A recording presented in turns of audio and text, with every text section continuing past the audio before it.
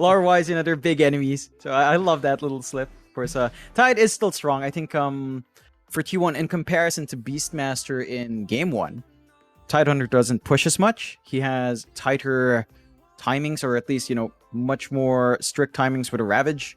You're not able to just keep showing up, get a good roar, get good control. You do have wider control with a Tide, and maybe that's one issue for T1. A lot of their AoE control was coming out only from Carl, because offlane Beastmaster, you only really have Roar, Disruptions one target, Arrows one target. So this does alleviate some of those issues. I love what Orca is doing to counteract that. Minyo Ping does get his Disruptor once more, something he plays really well. You've already got Mars with the Arena, you've got Static Storm, Kinetic Field on top, a lot of circles to play with, as we used to talk about in the last patch, Mike. And that does bode well for Orca. I think the Disruptor is going to be able to do a lot of work. It makes it tough for Cuckoo to find a good Ravage. Is this a Naga game, John? It looks like one, right? But yeah. I would prefer Tiny.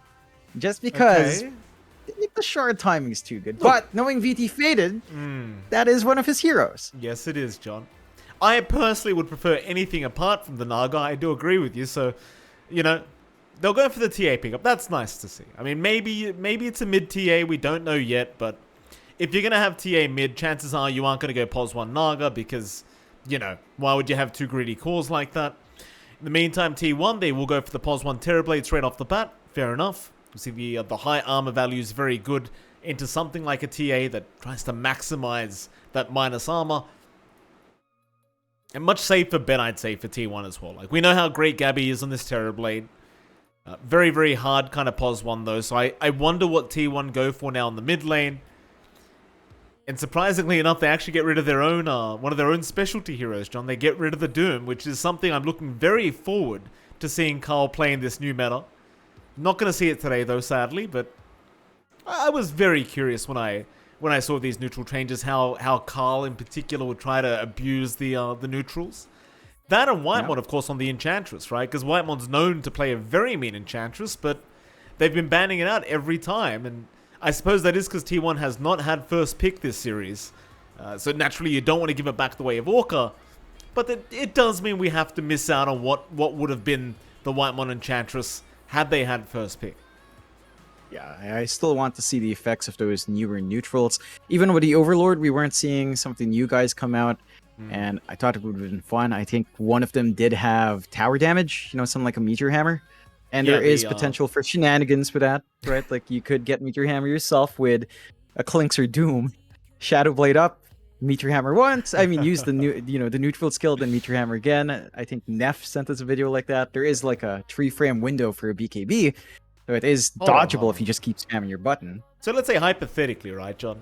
If you got like multiple Helm of the Overlords, and you got like two of those guys, and then say you had a Doom who also, well, you can't devour Ancients, so never mind. No, maybe if you have an Enchantress, maybe get a Chen, a Helm of the Overlord person like Beastmaster, and just get 3 of those bastards, John. Just send them all in. Just bomb all the towers. I think it's only 25% damage on towers, to be fair. Yep. So I believe it adds up to 100 damage on towers, but, still a bit of fun. I'd like to see it in a game one day. That'd be very fun to watch.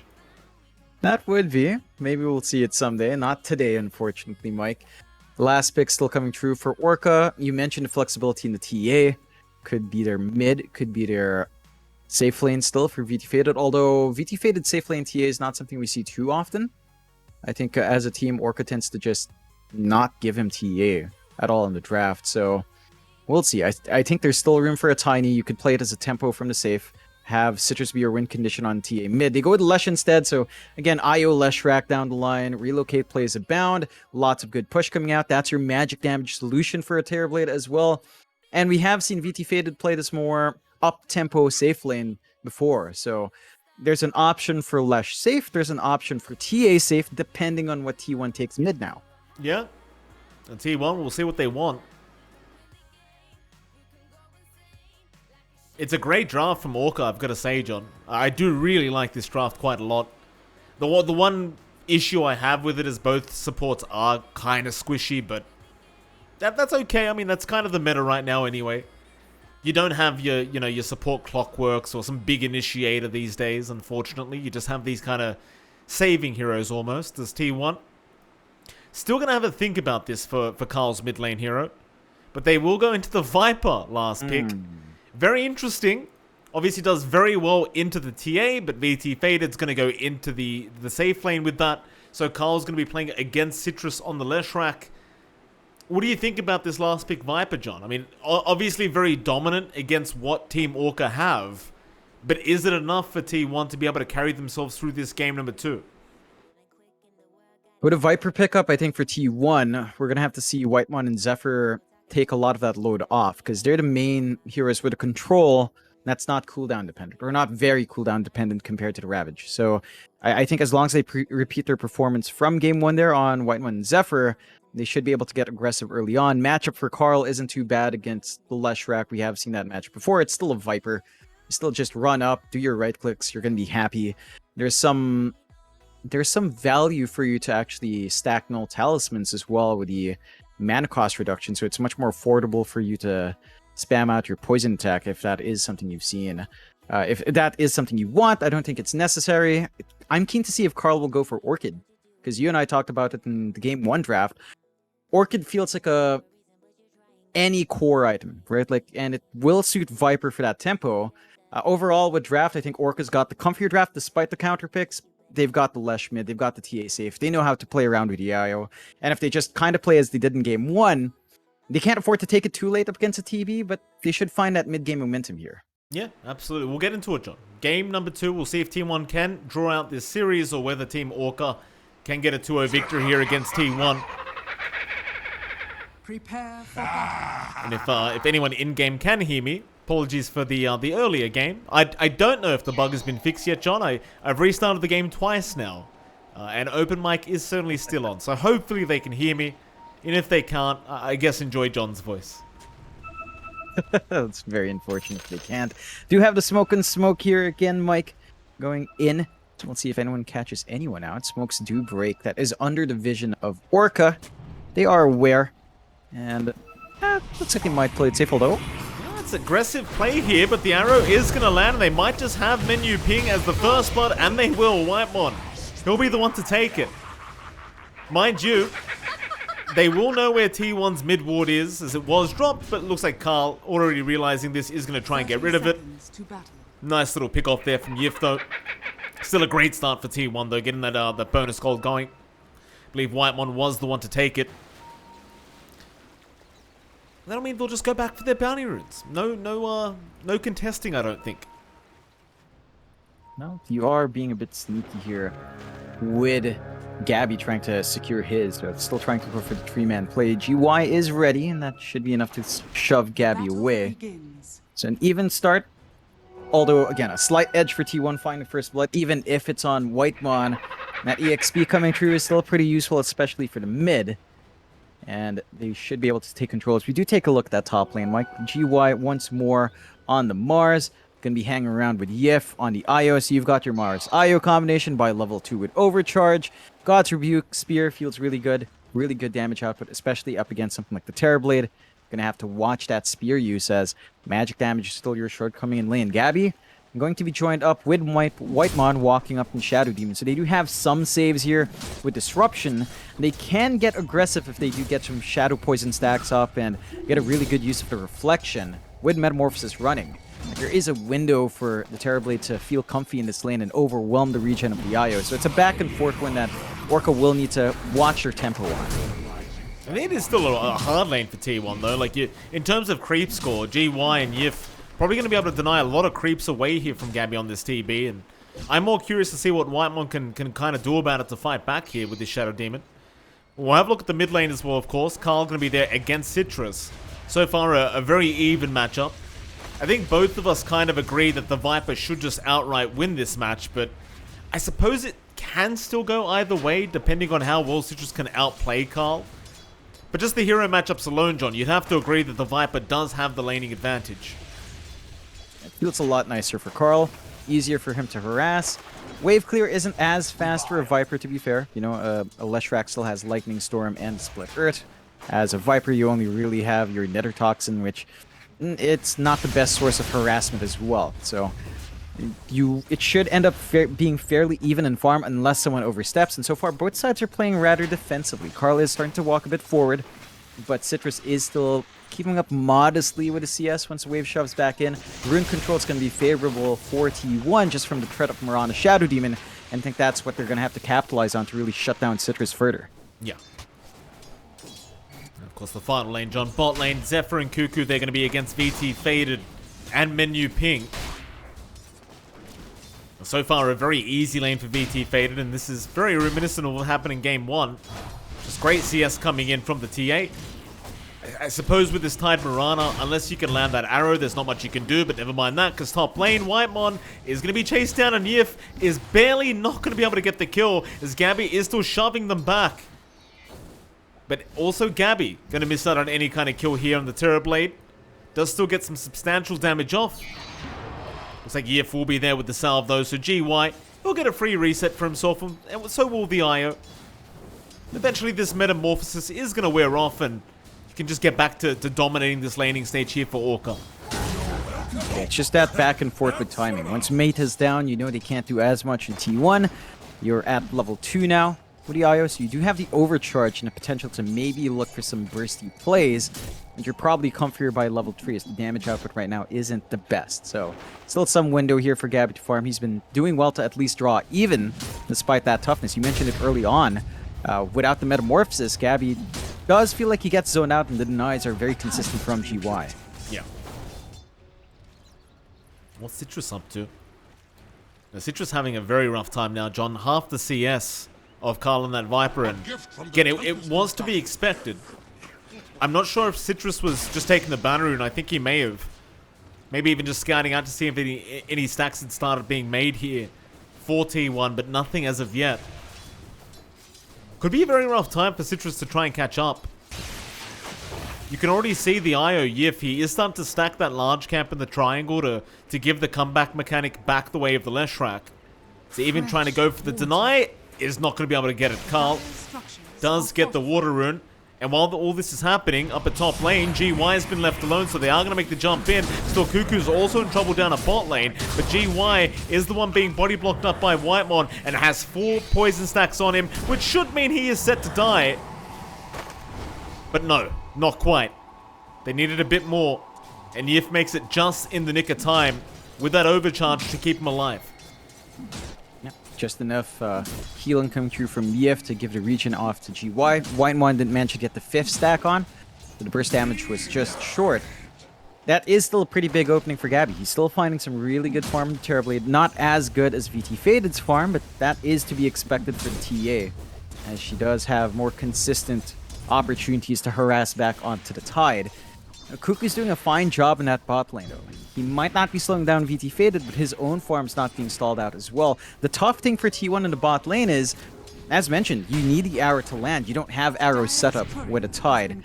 So you're not really finding the angles to pressure VT Faded or even applying pressure onto Menu Ping. That is allowing Orca to just get that build-up they want on their big win condition here.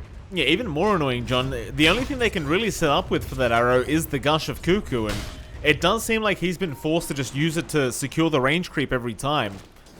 So it's very hard to trade CS with a TA after all, with the refraction bonus damage. Cuckoo's been struggling quite a lot.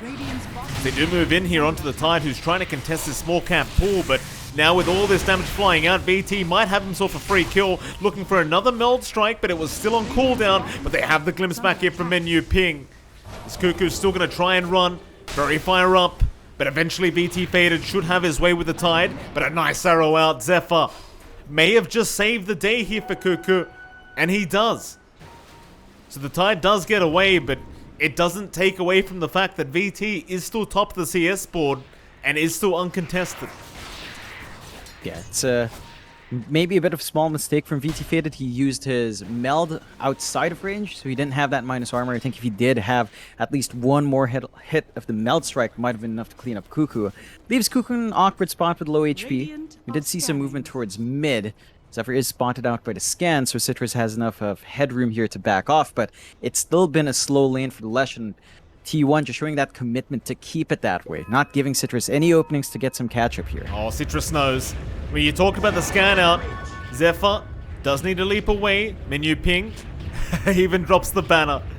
And, he was looking for the glimpse back, but couldn't quite get the vision on Zephyr.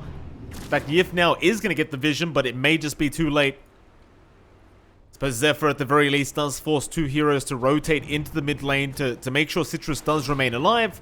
And Zephyr, he'll even walk away with a fresh D ward. So the play, even though it leads to no kill, still means a lot here for T1. Yeah, that does allow Zephyr to switch lanes now, going top. Very nice arrow landed there from Zephyr.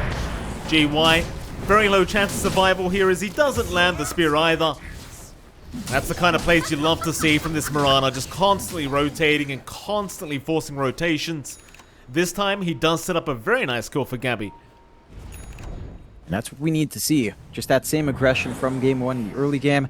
Inu managed to scout out some of the large camp stacks as well, and Gabby still has a lot of time left on that Metamorphosis, so they'll get to work with Carl even showing up. So the catch up here for Citrus just taken away, and that is not good news for the Lesh, who's had such a slow start already. This goes back to Zephyr John. He's the one that scouts all this out for the team. And this is so detrimental now to Team Orca. They won't have the comeback farm for Citrus, so this Leshrac, who's still sitting on brown boots in a bottle, just can't get anything. I mean, sure, he has the other jungle to go to, but if you're T1, you're seeing how this game's going. You're going to get aggressive in the next 5 to 10 minutes. Yeah, and that's where Orca wants to be. They want to be the ones starting to pressure some towers, force some team fights out. Not only is it just Citrus lane going slow, even GY's lane's been a bit slow here as well. He's doing a little bit better than Cuckoo, but you're not going to have that quick blink timing that you want to set up for your team. And you don't really have anything to threaten with a relocate yet. So this is buying a lot of time for T1 to just free farm. They've given a lot of room out for Gabby up top. No pressure on the Terrorblade. VT Faded is doing the same down bot, but it's only him. The rest of his team is lagging behind severely, and I think that gap with the Leshrac doing so slow is a major concern, because he is their early core tempo setter. You know, he's the one who's wanting to push. He's the one who's going to want to fight, threaten with relocate. And with him being so far behind in farm, I just don't see VT Faded giving some room away for Citrus to actually keep building up. He does have some area in the jungle. It's not that quick for him. Orca still just going to hold on to that Radiant jungle, but you are stuck now sharing that farm with VT Faded, and that's not going to be very nice at all for Citrus.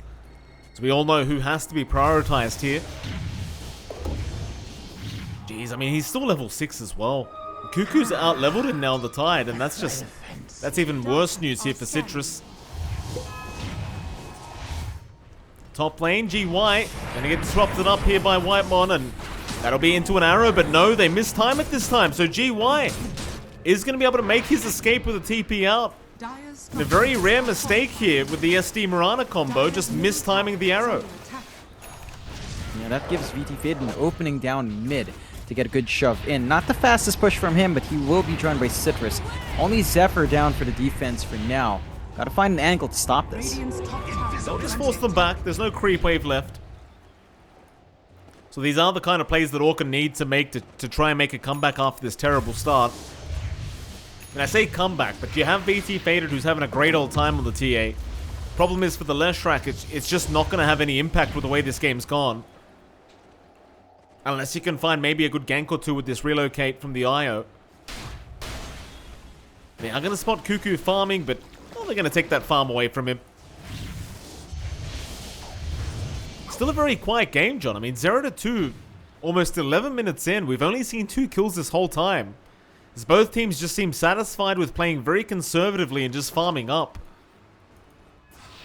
I don't know who this really favors. I mean, it does feel like it probably favors T1, but at the same time, you're not applying pressure to VT Faded or Citrus. So VT, he's going to hit a great timing on his TA, and for the Citrus Leshrac, I mean, he is slowly going to catch up if you let him. It's not the quickest catch-up, and I think that's what's keeping T1 feeling comfy. Towards the late game matchup as well, you mentioned it, but TA's entire shtick with minus armor physical burst, Terrorblade doesn't care for that in the late game. Once he has some stats up, it's hard to really melt him down. I think that's something that Orca's going to have to be concerned about. They do have level 7 up on Yif and Citrus. They will go for a smoke play, look to find someone out, maybe apply that pressure in the top tier 1 afterwards. They're going to find Whitemon, and that should be a nice easy pick-off if they can land the stun. But Whitemon going to go for the purge, still the stun. Does land, and GY will move in. Disruption will be there to buy time, as now the arena has been dropped. The spear wasn't an illusion. So they got Whitemon, but now they need to escape the grasp of Cuckoo, who has made his way over. Orca, though, still feeling rather aggressive, are going to move in now with the Static Storm out. They have caught the Tidehunter, but do they have the damage in time? Not quite. Ravage is there to 4 heroes, and the arrow somehow going through everybody. It went through absolutely everyone. Menu Ping might drop here, and he does. Citrus will TP out, and so will GY. Yep, that's unfortunate for T1. It looked like they had a good turn. They'll be able to punish the IO, of course, but not the trade-off you wanted. It's still a couple of kills for Ravage. You know, it looks bad, but they stopped the push onto the top tier 1. They stopped progress from Orca opening up the map a little bit more, and they still find some kills on Ravage. So you don't mind that too much. You wanted bigger kills. You still find some, and that's enough to hold back for Orca. They really needed a couple of kills to open up that push onto the top. If towers aren't melting on the side with the Leshrac, it just doesn't feel great no matter what happens. So Orca's still going to have to find that opening elsewhere. Oh, that's a great stun in from Citrus. Zephyr, how do you get out of this one? Well, the answer is you don't. Citrus, even with this terrible start, is still making things happen across the map. And these kills, John, they are going to allow him to catch up quite fast. He's already midway through that net worth now, and while it is still quite a ways off being at the top, it's something. It is slowly clawing back in. Again, you've always got the eye to kind of help you deal with maybe some of that damage fall off that you're facing right now with the overcharge. Another smoke play coming out from Orca. No forward vision, but they've got a rough idea as to where to go hunting. If they do manage to get a good pick off on Gabby, that could turn the game around if they find that movement out. Team Orca.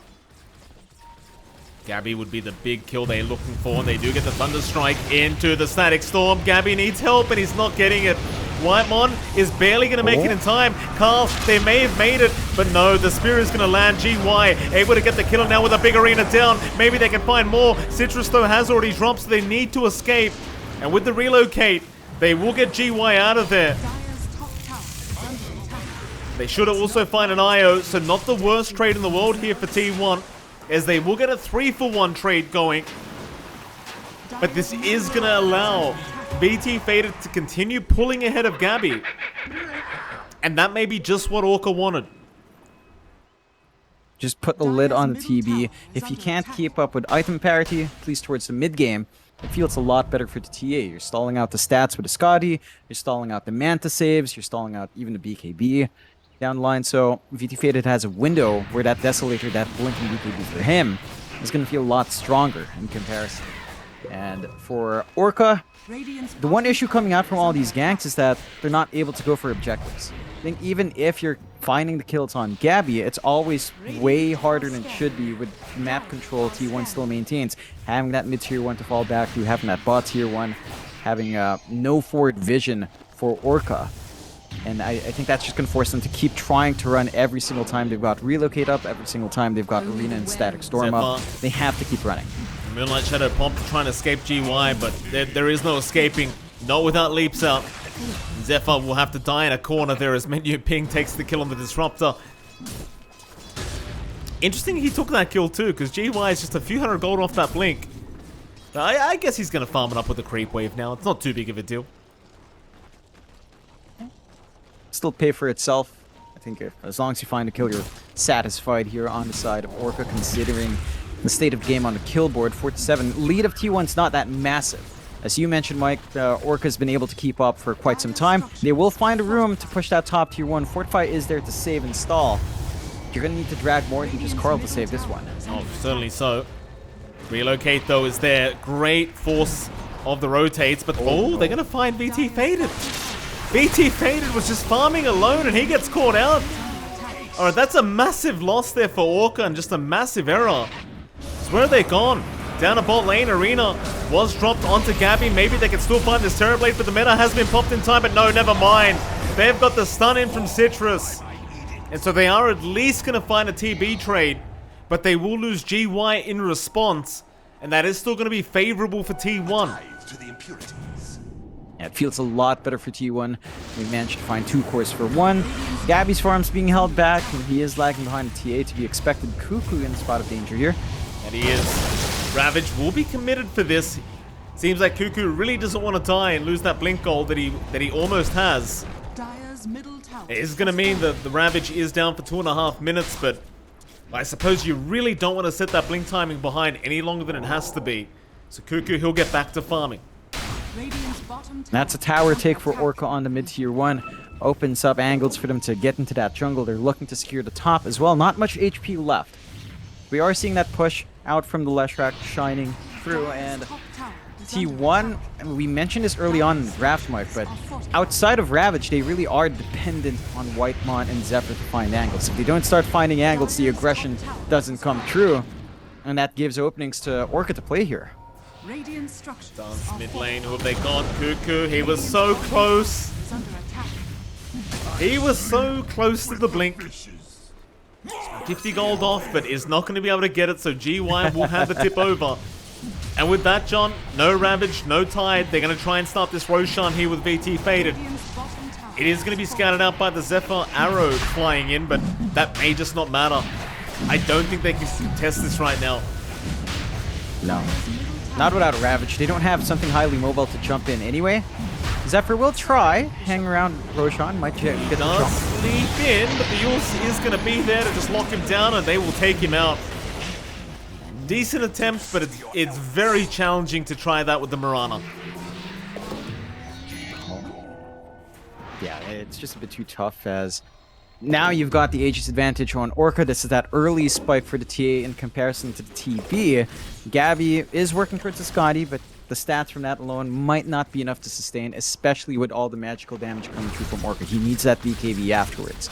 There's a massive window here for Orca to just take objectives fast, take these team fights, lower cooldown on Arena in comparison to Ravage, so your presence from GY is much more consistent as well. And for T1, the game plan now is to kind of shift gears. Slow down the game, buy time for Gabby, maybe try to play around when Ravage is up, but beyond that, if you only kind of commit onto supports when you can catch them with Disruption and Arrow coming through. If you can't, you're just not looking for the kills.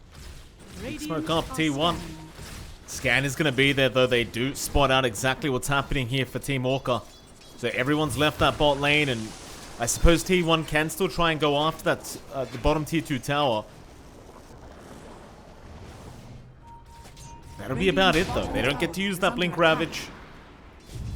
Team Orca still playing a very nice avoid game here against T1. Though this has allowed enough time now for Gabby to have his own Eye of Skadi up, but it feels like a naked Eye of Skadi. Like, he's got a Yasha and that's it. It doesn't mean he's going to be able to sit there and just man fight. He needs the BKB before he can really make use of this. It seems like they might try to smoke anyway. I guess you've got to try. Especially with the blink timing of Cuckoo.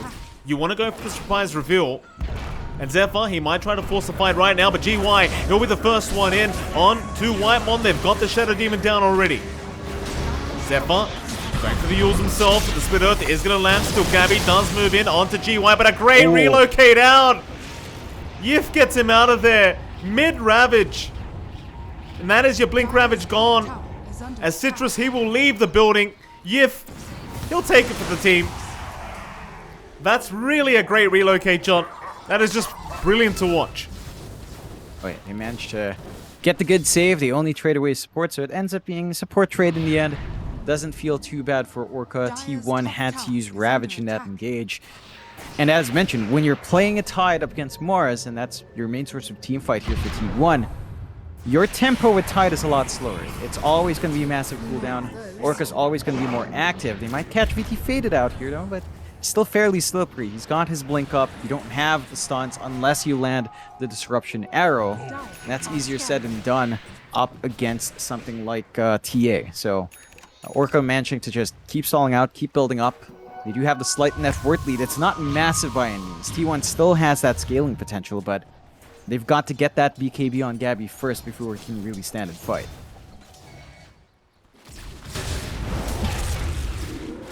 Group up again from T1 to this side triangle, but BKB required, Gabby. We'll take the time. I just feel like this is around the time where Orca should be the ones pressuring, but even they're quite silent at the moment. Dire's bottom tower is under attack. Team Orca, they will go for the bottom tier 1. Carl will show up on the Viper. Does throw a Fade Grenade out on Citrus, but that's going to be about it. It's why you hate seeing the mid Viper as well, right, John? Like, you might dominate the lane, but then what does it do after that? Dire's middle tower is under attack. Yeah, it has a tough time scaling. Like, What's up? there's so many ways to build up in Viper. The build up here for Carl has been Travel, Shivas, and Hood, so he wants to be the tanky front line. I don't know if that's really necessary. It just feels like they lack maybe control, maybe a Gleipnir, or even just a Rod of Atos could have helped the cause here for T1 to keep someone pinned down, to give them another combination for the arrow. As I think that's what's cutting them off from these fights. They're just not getting that instant stun they need, which means that the side of Orca have always got multiple angles to take these fights. You know, they have multiple approaches to come in. Whereas for T1, it's almost always just going to be either Blink Ravage or Disruption into Arrow, and we just haven't seen enough of the Disruption Arrow this game. So I think that scaling on the Viper could have come in from just acting as a playmaker. Maybe, again, with an Atos up. There is presence for him. Like, you know, he's very tanky. He's hard to kill off with a Shivas up. You could work towards maybe the Ag Shard down line. It helps you with Siege. Gives you some minus armor as well to help you burst through, say, the TA or the Mars. But it does start fading towards the late game, and that is of concern for T1. It's all going into the to the Gabby basket here, Mike. And it is, Gabby. He's still trying to get towards that BKB. Still won't mean he's quite safe, but it's something. Let's give him some more options in these fights. Well, now Menu Ping might find out Whitemon here down to the spot lane, but Whitemon does juke him out quite nicely here on the Shadow Demon.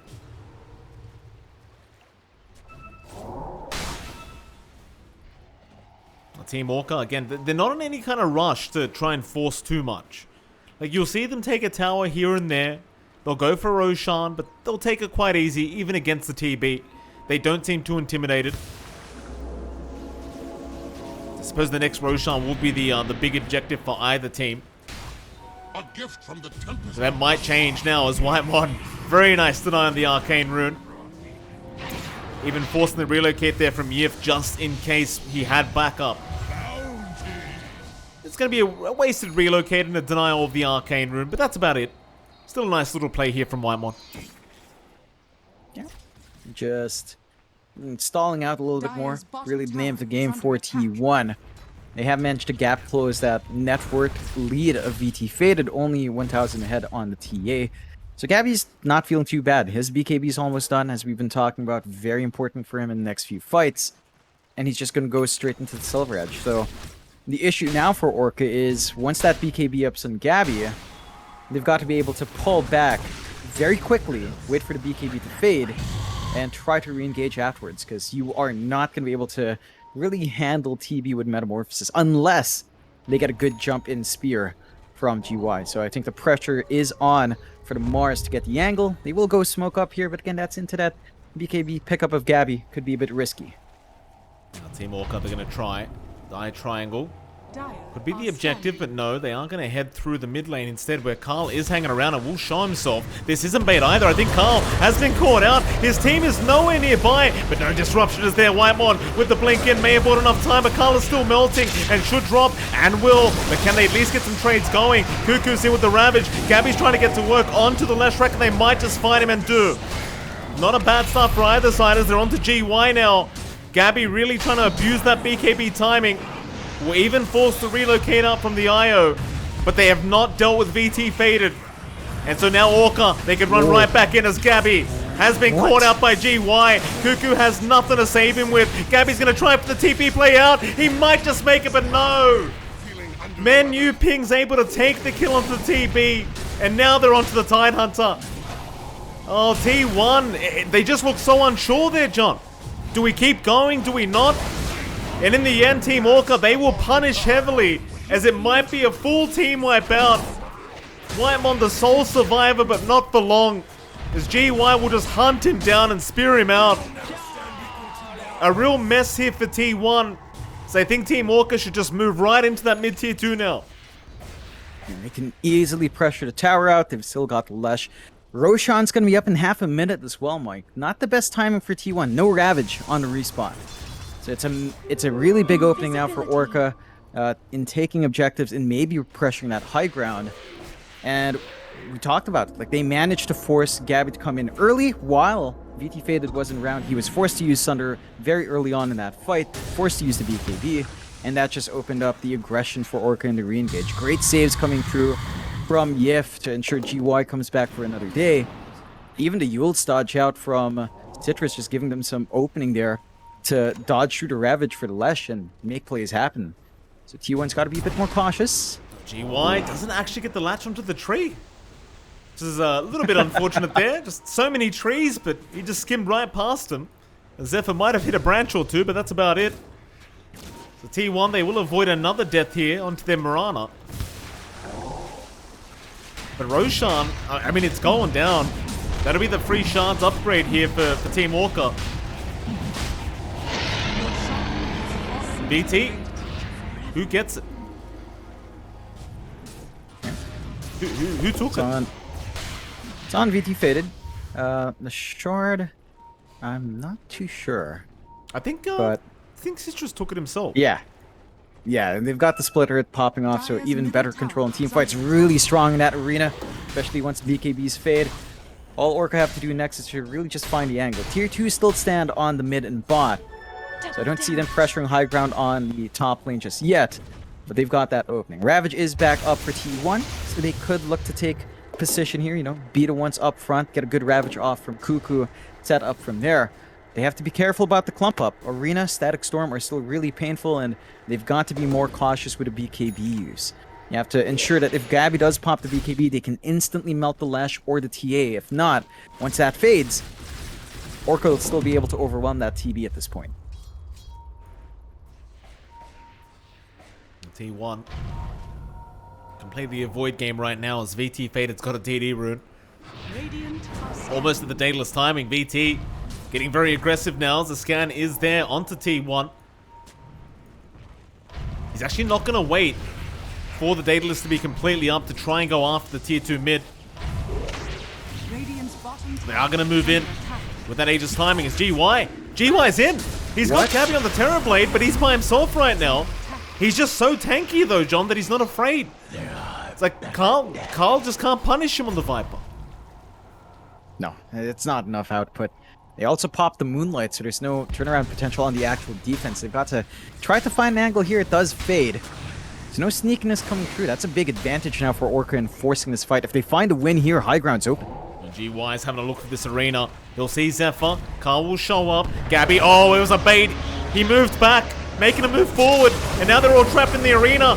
They can move in with Citrus, and Gabby's already dropping so darn low. He's forced to BKB and just back off. He can't fight into the Mars right now. A big Ravage, though, from Cuckoo might be able to turn it around. As they've got GY down, but no Gabby. What? Oh, boy. He stuck around. He kept trying to fight this one out, and it does not work. You can't do that without a BKB. So now Cuckoo is going to be sacrificed to Team Orca. I don't know what to say here, John. T1, they're just not really having it together this game, or rather this series, as Team Orca just kind of ragdolling Zephyr. Oh, I see what you did there, Mike. They certainly are T1. Yeah. That's on my level, Mike. You leave the bad puns to me. T1, having a rough time. I was just surprised. Gabby ran back into the Static Storm. And that silence lingers for a bit if you walk out. He didn't have room for the Sunder. Like, it's so aggressive. I feel like I would have been fine if he just never touched Static Storm. If he managed to get a good Sunder, he might have been able to turn around, find a kill, take away the Aegis. But he gets severely punished instead. They do manage to save from losing any more racks on the high ground with a buyback out from Carl. The Aegis still stands for VT Faded for a minute and a half. He still has a window there, and he's very well protected on this TA. And for T1, it's just down to, again, their control, some for control, some for tempo. Their big team fight is only on Cuckoo, kind of like in game 1 where it was only really on Carl with Torrent Storm and Boat. And now they really have to pace themselves around a big Ravage. And if they don't manage to find the kills in that Ravage window, it's hard to see them melting anything but supports afterwards. Your TA is too big. Your Leshrac is very well protected.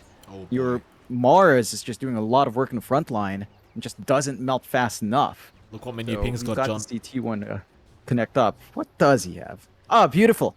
Yes. Ags up. So now you can't even fight under Static Storm. Like, you can't even just, you know, stand in there, bait out BKB use, and turn around. You can't even pop it. So more troubles for T1. It makes Cuckoo's job a lot harder with Blink Ravage. It makes Gabby's positioning even harder to pull off. They're going to have to watch themselves in the next few fights. It seems just impossible to fight into, but T1, they're going to 5-man smoke up. If they get the right Ravage initiation, they might be able to take care of BT Faded first. Problem is, he does have Aegis for 20 seconds, but if they can time it right, maybe they could get this team fight their way. And if they time it wrong, they're going to lose at least one lane of barracks, I think, as there aren't many buybacks available on the map right now for either team. And T1, they choose not to try and initiate. They will wait it out, and Team Orca naturally, seeing the Aegis expiring, will back off. They will not risk it against T1. They'll respect this dire team, even with an 18k net worth advantage. T1 can still pull off a big comeback here with this TB. In the right circumstances, that is. It seems like we are going to have to wait out that next Roshan to find out which team is going to pull off this win. And it can be a little bit risky for Orca in the Roche pit. I feel like for them, their best condition now is to find a pick-off before going into Roche, because there's that threat of Ravage. Nether Toxin is kind of painful. Arrow can come in from a million different angles into the pit. So it is a difficult prospect for Orca if T1 are positioned correctly. So we'll see if they can find a pick-off in need. Roche still 2 minutes away until we see that respawn. Cuckoo does have the halberd up. He is playing a bit forward, but I guess that's the point he has to take. He is a Tide Hunter. Maybe he feels pretty durable. The minus armor is racking up onto him. Only has 12 armor to his name, not being able to go for his own Shivas or even a Lotus Orb just to stack up. Gonna have to be cautious. Good positioning from Orca, just taking control of top jungle. Can easily transition to Roche when it does respawn. Oh, Cuckoo, quick blink away again. Dire are scared. Not enough time for Gabby to have the silver edge up now on the TB. How to survive. Not going to really help him out too much if he does get trapped in that static storm, though, with the Ags up. Zephyr. Try and leave after getting some wards down, but a nice glimpse back here from Menu Ping right into GY. And that'll be Zephyr surely dead. The T1 are going to try and catch up and help out. They have smoked up, but Cuckoo can't make it there in time for the Ravage. Even when Team Orca are split. So T1, they miss out on the opening. And T1 are fairly in the dark here. They don't have too many wards outside of this triangle ward right now. Roshan isn't up for them, and it's still a minute away until we see that timer come true. So not the biggest kill for Orc to find, as they are in position for a push down in the bot tier tree though. So maybe they just force a tower out, force a response, transition to Roche if it's up, and rinse and repeat afterwards. Here we go. Tier 3 tower to drop. T1, no choice but to try and defend this, but they have left it long enough that BT Faded will get rid of it. Do you feel like you can force the fight here for Orca? Well, BT Faded, he's moving back in and just kind of threatening them a little bit. They will bring in the creep wave. But I don't think they're going to commit without that Aegis up. Besides, we're going to find out in 10 seconds when Roshan's back up, so Orca might get lucky with a very early timer. We'll see very soon. For T1, I'm sure they'd prefer the later timer if they could. And it's going to be about a minute, so not too bad. Gabby, they're going on to Menu Ping. They're going to try for the Disruptor. Arrows off the mark again, and now they relocate. Back on Menu Ping. T1, or GY, he's in by himself. Spear will not latch, but it won't matter because he's got the arena down, and that'll be why I'm on gone. Ravage, though, is pretty big from Cuckoo. They're trying to do it Citrus. They've lost Carl, though. Carl the Viper's gone. So GY, he's going to go right after the Gabby TB again, and they've got him locked down. Gabby's gone. GG. It's just a mess. It just falls apart here for T1 and Team Orca. I mean, props to them, John. They played fantastic this best of two, and well, they pull off the 2-0 victory here against T1. Yeah, it's a huge upset, and they play spectacularly well. They go back to the draft. They really enjoy IO Lesh, IOTA, and IO Mars. All those combinations we've seen them run. And this is a very Team Orca draft, right? Like we've seen them dominate with this across multiple tournaments in DPC Tour 1 as well. And for T1, I mean, they go back to comfort picks. You know, Gabby TB is pretty darn big. He had a strong time as well in the early game last time, but this time around, it's not really court core matchup. It's just back to draft. You had a mid Viper that couldn't play make. You had a Tidehunter that had much longer cooldowns compared to a Mars, even compared to, say, the Leshrac and his AoE control and Disruptor, and you just lack that team fight. So we'll have to see if T1 can clean up next time. Orca do manage to claw their ways up with another win, so they're looking really good in Phase 2. T1 are going to have to look for that win elsewhere. Mike, still kind of in the middle of the pack here. Absolutely. With that though, John, we are going to move on to our next series of the night. It's going to be a pretty hype one between OB Neon and Polaris Esports, so tune in. We are going to be back in 15 minutes to start Game 1 of that best of 2.